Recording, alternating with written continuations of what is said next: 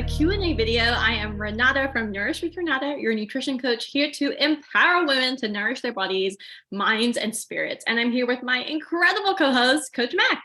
Hey everyone, I am Coach Mack, the founding health coach of Running with Bacon, where I help women feel like themselves again, one small step at a time. I love it. Okay, so we have such a good question today from a great friend and client of ours, Roberta. Shout out to Roberta. Okay, so she asked this question and I'm going to read it verbatim. Okay, so she said, so here's one question maybe, because maybe I'm not the only one who retains a crap ton of fluid. Why do our bodies retain so much water after indulging, even if it's just a little bit? And are there any combos of diet and exercise that can help to flush it out? Mac, give us your knowledge. Yes, two-part question, because why do our bodies retain water? And then are there any combos of diet and exercise to help flush it? So the first part of the question, our bodies retain water in, indulgences, let's think about what they typically are.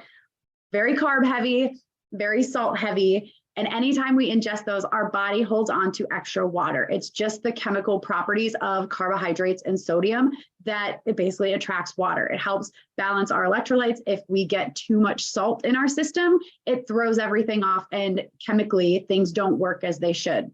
So you need water to dilute it. And then for carbs, when you store glycogen, which is the stored form of carbs, like in your muscles and your liver, I think it's something like for every gram of glycogen our body stores, it also stores a gram of water. It's something like that. So I don't know the exact numbers of it, but when you eat carbs, your body holds on to water.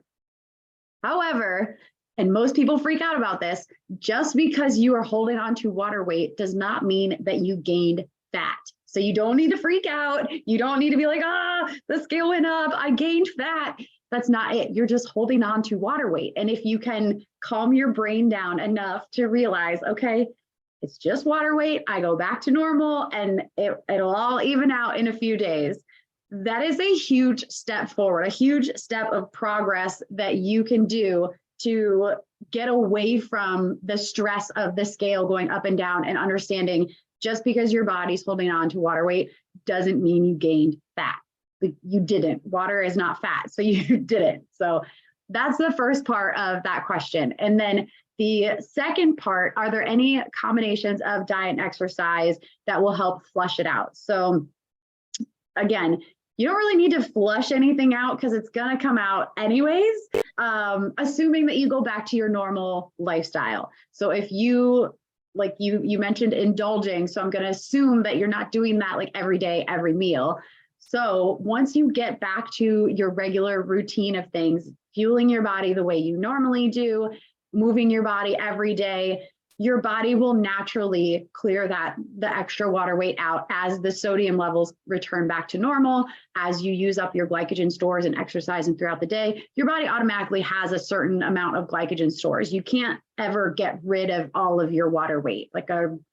It's like over 60% of our weight is water weight. So you physically can't get rid of it. So that my recommendation is just to get back to normal life, and your weight will come back down. You'll flush that water out and just do what you normally do, the things that you know make you feel really good after an indulgence, and you'll get right back on track and feel great.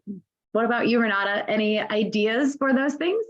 Yes. Well, I love what you said. And I am a big proponent of just getting back to your normal way of eating. And it can feel really frustrating because I think we also have this misconception that like there are these like magical people out in the world that indulge all the time and they don't get the water retention or the bloating or whatever the case may be.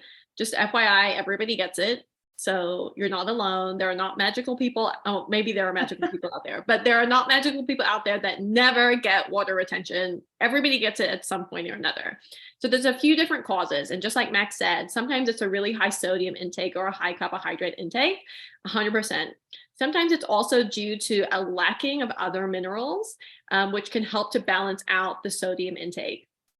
And then for women in particular, sometimes it's just hormonal changes that happen, as you would expect during the month. Like so many women that I know will say, before their bleed phase of their menstrual cycle starts, they're like, oh, I'm so bloated. Why am I so bloated? And so obviously that is related to hormonal changes that are happening in the body. And by the way, men also go through hormonal changes. And so that can relate to them as well. Now, on the more serious side, sometimes when people have a significant protein deficiency, or they have anemia, or they have any other organs that are malfunctioning, that can also be a cause for water retention. But I'm going to assume that for most people, that's not the case. It's really more around sodium or other minerals, and it's around hormones. So as a result, what can you do? One of the things I always recommend is just to go back to drinking more water. Like you mentioned, like it's kind of diluting that excess sodium that you likely have in your body, and just making sure your kidneys are working properly as well. Oftentimes, if we're indulging, for many people, they're also having alcohol, right? And so alcohol doesn't help with hydration so much. And so getting back into like a good consumption of water the following day can be really helpful to minimizing some of that water retention, because it's just, helping to decrease the concentration of sodium in your body. Secondly, if you are noticing that your minerals, like for instance, if you're not eating a diet that is full of really nutrient dense foods, this could be a good indication that some other minerals might be lacking from your diet. And so one of the things that has been really helpful is, like, for instance, looking for magnesium or B6, which are often found in leafy greens. And so that can also help to balance the electrolytes that you have in your body, or the minerals that you have in your body, which then helps you to stop holding on to more water. And then, of course, decreasing your amount of sodium, and that can also involve just, unfortunately, not eating so many processed foods. But I think that it really comes back to understanding, like, what are the things that trigger my body in terms of having some of this water retention, and perhaps even not blaming your body for it, but in fact accepting that this is a part of what your body does. And you also now have the steps to be able to get your body back to how you would like it, as opposed to feeling like, why does this happen to me every time? Like, let's just let go of that. Understand that sometimes we're going to want to indulge, and that's totally fine. It doesn't mean that we're bad people, right? It just means that we had a great time, and the following day we get back to normal life.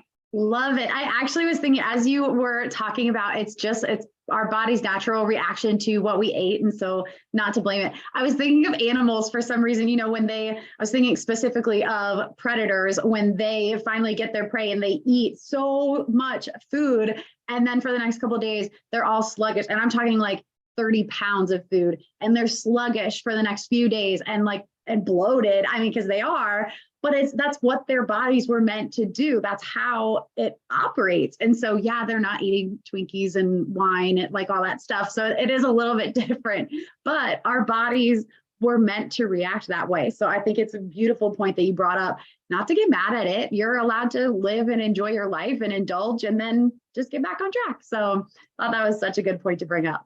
Awesome. Okay, well, that's our question for this week. We'll be back next week with another Q&A video. Thanks, guys.